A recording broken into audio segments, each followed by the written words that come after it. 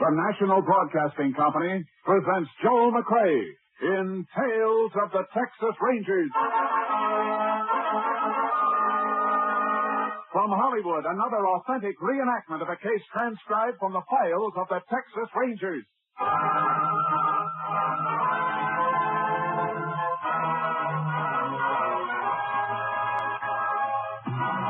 Tales of the Texas Rangers, starring Joel McRae as Ranger Jace Pearson. Texas, more than 260,000 square miles, and 50 men who make up the most famous and oldest law enforcement body in North America.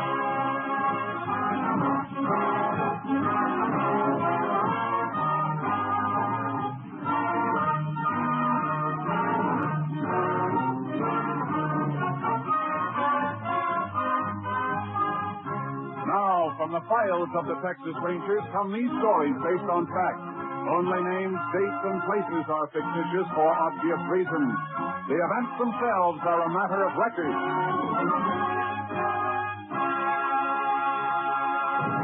Case for tonight, open and shut.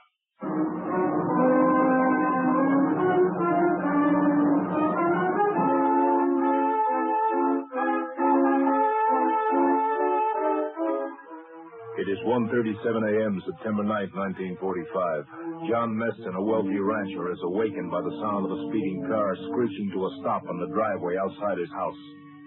Seconds later, he jumps out of bed and reaches for a robe as the downstairs door opens. His daughter, Connie, comes up the stairs screaming hysterically. Connie, baby. What is it? What's the matter? Oh, Daddy, Bob. He's dead. Bob, dead? What happened to him? Connie, get hold of yourself. What happened? I'm frightened, Daddy. I'm frightened. There was a man with a bandana over his face. Where, Connie? Where? The old cattle road leads to the ranch. We were parked there. Here, sit down. Sit down while I call the sheriff. You better have a doctor. Get something for your nerves. He tried to hold himself. Quiet down. Bob had his gun in the car. They followed me. Operator, get me Sheriff's sight. I want to report a murder.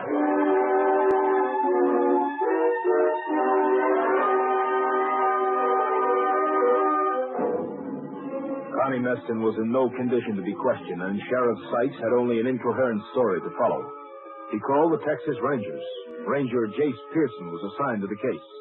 He arrived at the Meston Ranch shortly before dawn. Might as well wait here in the library, Ranger. The doctor's still in with the girl. She's had a mighty bad shock. Does he tell you where it happened, Sheriff? Yeah, the old cattle road east of the ranch. I got some men riding out there now. They'll call us as soon as they find the body. That girl isn't going to be able to talk real soon. We better get out with your men. Oh, here's the girl's father.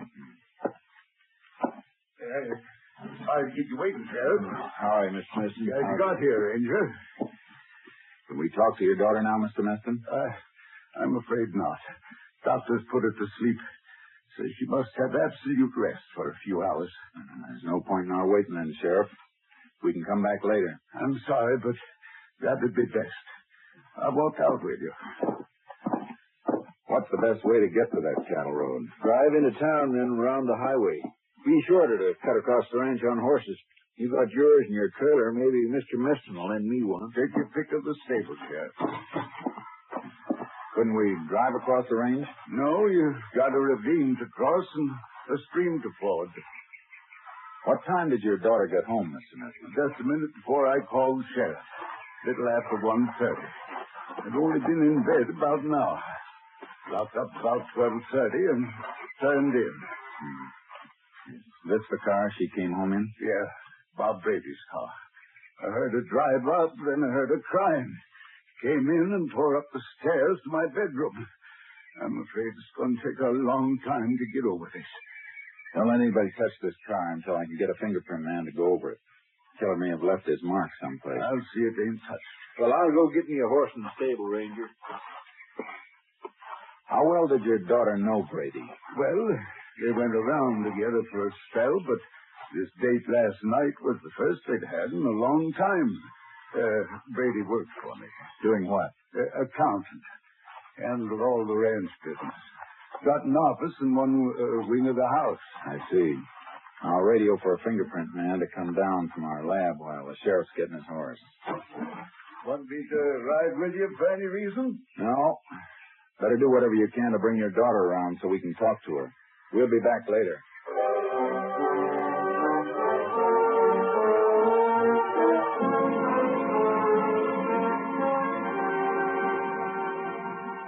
I made my radio call, and then Sheriff Sykes and I cut across the ranch to the old road.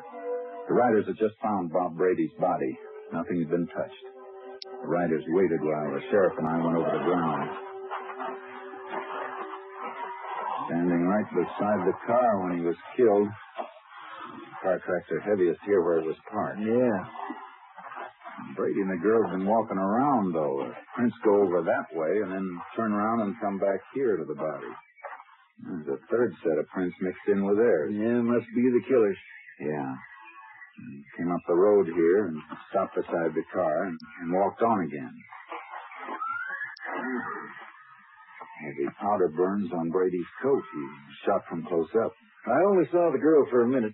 Couldn't make much out of what she was saying, but I think Brady was killed with his own gun. How come? Carried an automatic in the glove compartment of his car. He toted quite a bit of the ranch's cash on him sometimes. It's funny the killer didn't use his own gun, unless he didn't have one. Well, the girl said Brady tried to get his gun from the car. Fellow took the gun away from Brady and killed him.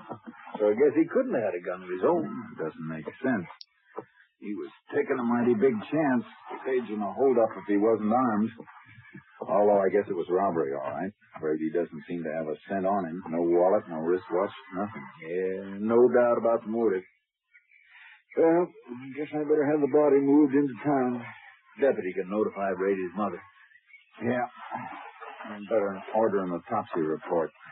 Isn't going to tell us anything we don't know, though. Keep a couple of your riders here. Sure thing, but what do you want them to do? Beat the brush and look for Brady's gun. And while they're looking, we can follow this extra set of tracks and see where they lead.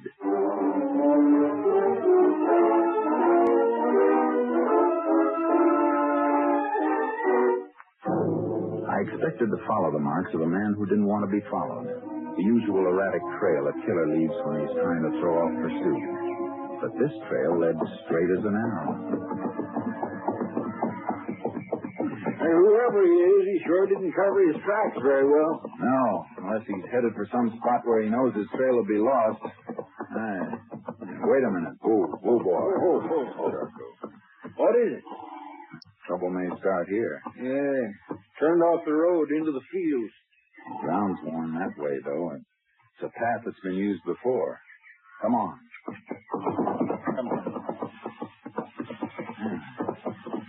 The grass has been trampled from regular use. Anybody live out here you know of? Nope.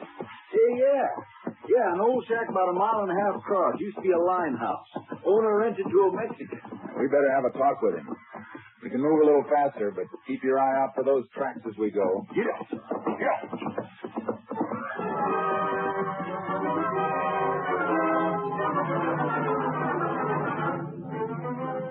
We reached the shack, and the earth around it were the boot prints of a man. They matched the ones we'd been following. He's in there, all right, Ranger. Yeah. He may still have that gun with him. He was up late. Could still be asleep. Come on. We'll see. There he is. Still in bed. Quiet. Take a look at these boots. Right beside his bunk. Bent nail in the heel of one of them. Yep. Here's the mark we've been following, all right. He's our boy. All right, you. Wake up. Who's that? Come on, get up. Chris, what have I done? Why'd you come here? What's your name? Jose Morales, senor. Where were you last night? What? I walked into town. Anybody see you there? Sí, senor. The man in the package store. I stopped there to buy a bottle of wine. There's the bottle on the table. What time did you leave town, Morales? It was almost midnight, I think. And you walked home, too? Sí, senor, sí. Why are you asking all these questions? I don't know. How long does it take you to walk back here? Hour, maybe more. I don't have a watch, senor. Are you sure you don't have a watch now? Yes, I never owned one. How about a gun? I don't have a gun. How did you come when you came home? Well, I don't remember, senor. I just walked. Well, you better remember. You came up the cattle road. We followed your boot tracks. Were you alone all the time? Sí, alone. You didn't see a car parked on the cattle road? Sí, senor. Sí. There is man and girl there. They will remember that they see me there. What's that? Hold it, Sheriff. Go ahead, Morales. When did they see you? On the way home, I passed by the car. I think maybe the car is broke down. So I took a look inside, but there's nobody there. And then I walk a little further. I meet a man and girl. I asked them, is something wrong with the car? Go ahead. Well, they told me no. So I just come away. Senor, if you can find them, they will remember. They can tell you I was there. This man's walking himself right into the electric chair, Jace. Yeah, too easy. You better get dressed, Morales. You're coming with us. But why, senor? What have I done? You'll find out later. Just get dressed. Let's phone the shack, Sheriff. See if we can find that gun.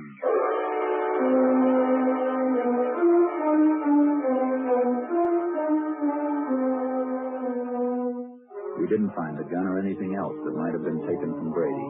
And the sheriff's riders drew a blank, too. But we had enough to hold Morales at the jail. We locked him up and went back to the Meston Ranch. Before you speak to my daughter, gentlemen, I want to ask you to try to take it easy. In here. Connie, it's Sheriff Sykes and the Ranger. Howdy. Miss Connie? Hello. Miss Meston, would you mind telling us just what happened last night? Well, Bob called me, Bob Brady. He wanted to see me. We hadn't seen each other for some time. I thought he worked here at the ranch. When he did, I meant we hadn't been out together for a long time. I'm sorry. Go ahead. Well, he picked me up here, and we drove.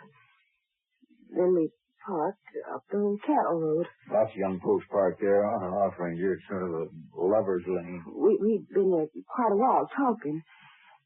See, Bob was going to be married next month to a girl named Mildred Peterson. She's a school teacher, Ranger. I see. Go ahead, Miss Meston. Well, he asked me if I wouldn't change my mind and make up with him. Before he got married and it was too late. I told him we weren't right for each other. He'd be happier with somebody else. And then, well, all of a sudden a man came up to the car. It was dark and he had a bandana over his face. Go on. Well, he held us up and made us get out of the car. Do you have a gun? I'm not sure. I was frightened. He had something in his hand. He took Bob's wallet and his watch, and then he told us to stay right where we were. Didn't he take anything from you? Well, yes. Yes, he took my purse. And then what happened? Well, all of a sudden, Bob made a dash for the car. He got his gun from the glove compartment, but the man was right after him. They fought. The man got the gun away from Bob, and he shot Bob and ran away. Gentlemen, if you don't mind... Just another second, Mr. Meston. Miss Meston, what were you wearing? Well, just a plain blue taffeta dress. It's right there on the chair.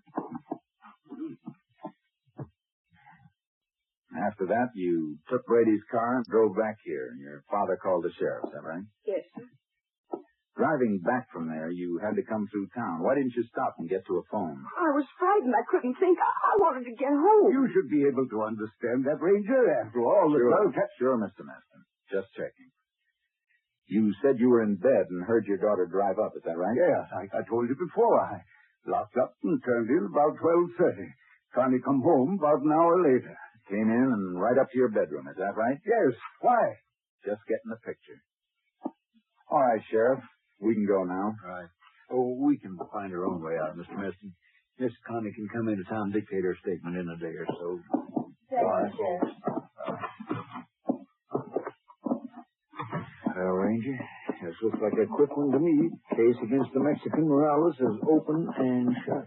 I don't know, Sheriff. Somebody's lying. Meston said he locked up and went to bed. His daughter came in and went tearing up to his bedroom. Well, what's wrong with that? How'd she get into the house if Morales took her purse? Her keys would be in it. Well, she might have had her key in the pocket of her dress. Might have, except for one thing. That dress has no pockets.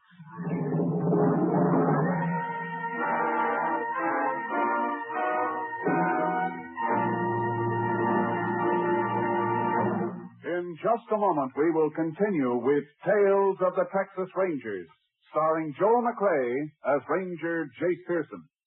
This month, the National Broadcasting Company celebrates 25 years of bringing you the best radio programs. 7 days a week, you can depend upon NBC for music, drama, comedy, entertainment of every kind, as well as the latest up-to-the-minute news from every corner of the world. When you tune where you hear the familiar NBC chimes, you know you're tuned for the finest in radio listening. We continue now with Tales of the Texas Rangers, and tonight's case, Open and Shut, an authentic story from the files of the Texas Rangers.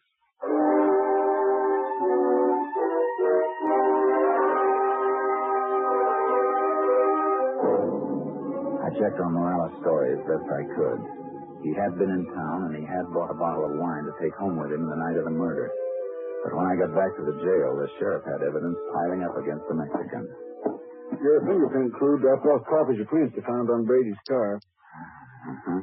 These prints were found only on the door of the car. Now, compare them with these.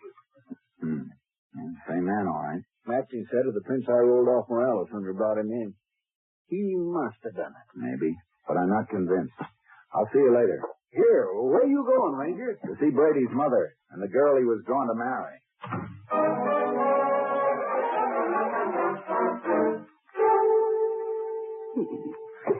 The only boy I had left. 2 brothers were killed in the war. Please, Mother Brady, we've got to help the Rangers. Oh, I'm sorry, Ranger. It's all right, ma'am. How long had it been since your son had been out with Connie Meston before last night? 6 months. I thought it was all over. I thought she'd leave him alone when she knew him and Mildred was going to be married. Did he brood about her much during the time he wasn't seeing her? No. He knew it was death. She was spoiled. She never really wanted it. Except when she found out she couldn't stand him. Miss Peterson, you and Brady ever quarrel about Connie Meston? Oh, no.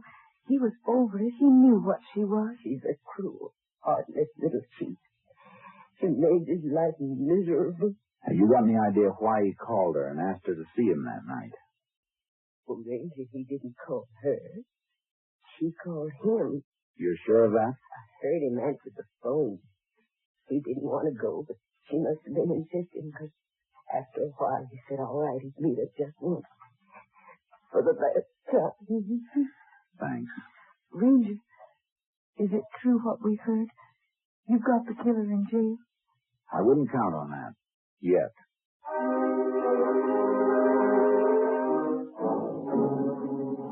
I went back to the jail and questioned Morales again.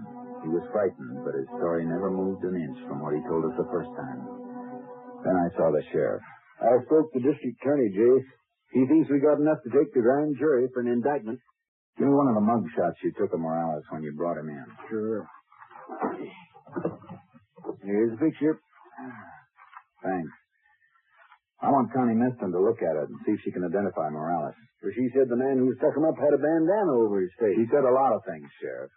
Brady struggled with the man who killed him. Morales carried a bottle of wine from town to his shack. We checked that. If he had a struggle with anyone, how come he didn't drop the bottle and break it? It seems like it would have broke, don't it? You got a bandana here? Yeah, the one we took from Morales. Why? No, not that one. I want one with a different color and pattern. Maybe one in my deputy's locker. Get it. I want to see how many lies Connie Meston can tell. I won't be satisfied with the case against Morales until we find Brady's gun and the things that were supposed to be stolen.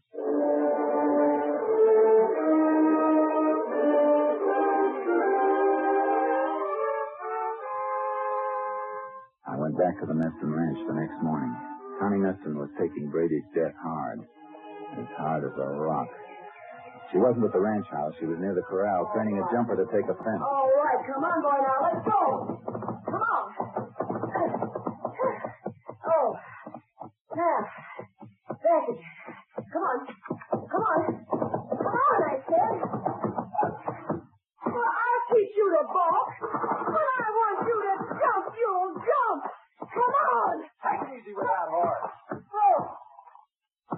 Ranger, I didn't see you coming.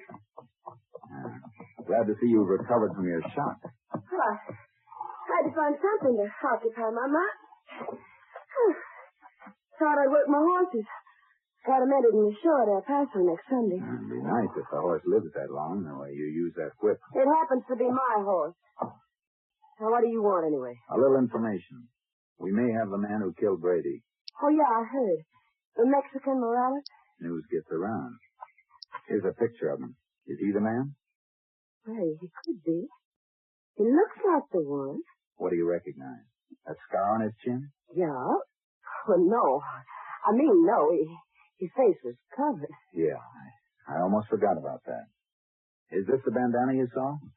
Well, it was dark, but it was just like that one. Uh-huh. Well, thanks. That all you want to know, Ranger? Yeah, that's all. For now.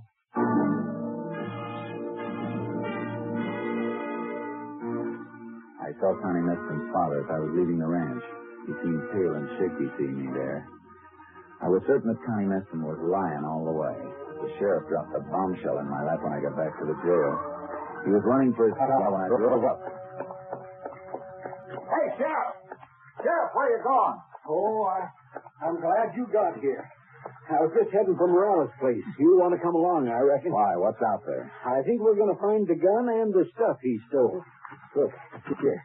Just got this in the mail. It was posted last night in the Mexico section.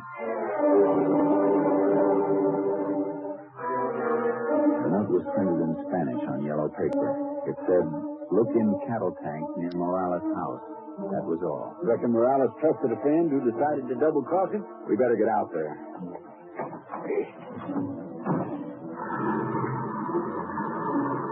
Well, there's no doubt about this case now, Ranger. We find that gun and Morales is headed for the electric chair for sure.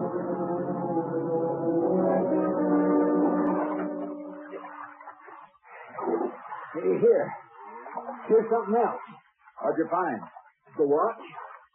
Brady's wristwatch. Good. Well, this is all of it. Come on, let's get out of this water. Sure.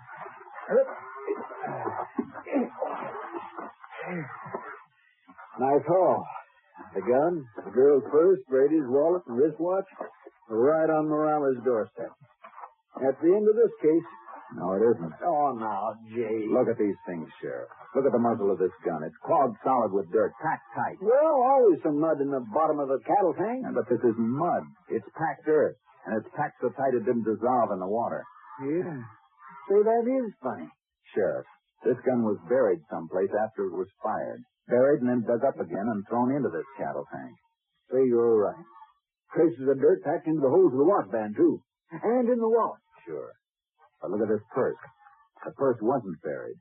Or the same dirt would be jammed in a metal frame. Connie Meston's keys. She had them when she ran home after Brady was shot. She brought the purse with her to plant with the stuff she dug up after she knew Morales was under suspicion. You mean she killed Brady, buried the evidence before she went home to make it look like robbery? Yeah, because the real motive was jealousy. You hold Morales another 24 hours. That'll be long enough to get what we need. Then Connie Meston can take his place. But you've got no proof on her. I'll send that anonymous note through to the handwriting division at our lab. They can get a sample of Connie Meston's writing from horse show registration blanks at El Paso for comparison. Yes, but will that help, Ranger? After all, the note is printed, and it's in Spanish. There'll still be similarity in letter formation. Besides, registration blanks usually ask for printed information on breeding and identification. If Connie Meston wrote that note, lab will know it.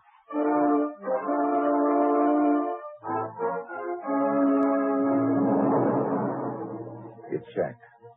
Connie Meston's printing on registration blanks for the horse show matched the printing on the anonymous note. It was almost enough, but I wanted one more thing. A trace of dirt on something she owned. A trace that would match the dirt that had been packed in the muzzle of Brady's gun when it was buried. I drove out to the Meston ranch and found Connie in the stables. Mind if I come in? Oh, you here again? What do you want this time? Thought you might like to know we found Brady's gun. Anonymous note told us where it was. Cattle tank out at Morales' place. You got a good case then.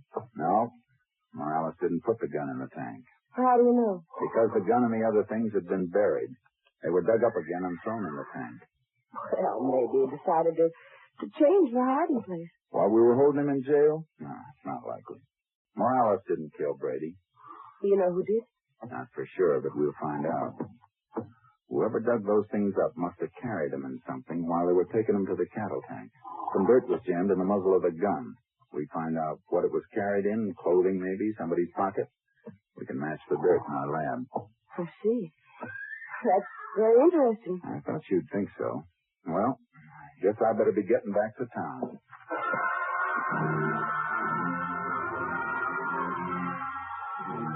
I drove away from the ranch and parked behind some trees that gave me a view of the stable. A minute after I left her, Connie Meston came out, riding like the wind. I unloaded charcoal from the trailer and followed her, always keeping cover between us. She didn't seem to be carrying anything to dispose of, but all of a sudden she came to a stop by a stream. She took the saddlebags and started to shake them out over the water. Oh, boy. All right, Charcoal, let's go. Get out, boy. Go! Stay right where you are, Miss Meston. I'll take those saddlebags. Sure. Any log and empty them into a stream? None that I know of. Well, take them then, Ranger, because they're empty. Not as empty as you wish they were. And a few grains of dirt stuck in the seam. That's all we're going to need. You can't make anything out of that. Oh, I got a few other things. That anonymous note in Spanish matched the registration blanks you sent into El Paso. I don't think you'll be showing your horses Sunday. Why, you... Give me that quick. You won't be using this again either. Now get on your horse and ride for the house.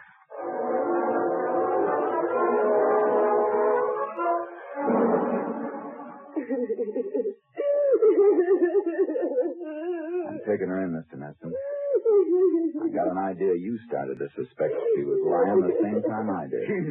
She's not lying, Ranger. She didn't know nothing about it. I did it. I shot Brady. I'm sorry, but that won't work either. I got her pinned down all the way. Daddy, help. Oh, give me some money. Well, what kind of a father are you if you can't help me? Shut up! You hit me. Yes. I should have started 20 years ago, before I let you get to be what you are.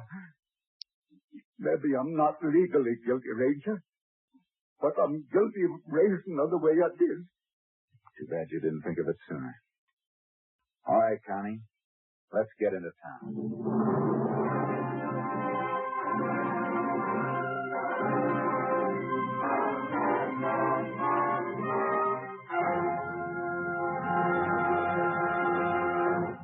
Connie Meston's trial was spotted with hysterics that failed to convince the court, although she maintained she was innocent in the face of overwhelming evidence against her. Then, as the trial neared a close, she changed her plea to guilty, and in an effort to avoid a death sentence, she confessed. She was sentenced to the women's prison at Huntsville for 50 years. Next week, Joel McRae in another authentic reenactment of a case from the files of the Texas Rangers.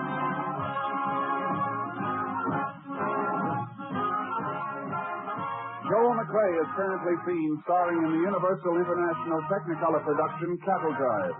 The cast included Tony Barrett, Joan Banks, Francis X. Bushman, Farley Bear, and Debbie Janet. Technical advisor was Captain M.T. Lone Wolf Gonzalez of the Texas Rangers. This story was transcribed and adapted by Joel Murcott, and the program was produced and directed by Stacy Keith. Hal Gibney speaking. It's the Silver Jubilee on NBC. Next, it's The Big Show, with stars including Sophie Tucker, June Valley, Jerry Lester, Ann Sheridan, Morton Downey, and your charming hostess, Tallulah Bankhead. Then enjoy mirth and music with Phil Harris and Alice Faye. Later, Theater Guild on the Air presents Age of Innocence, co-starring Claudette Colbert and MacDonald Carey. And for pictures of your favorite NBC stars, buy the current NBC Silver Jubilee issue of Radio TV Mirror magazine. Next, it's The Big Show. All this and Tallulah, too, on NBC.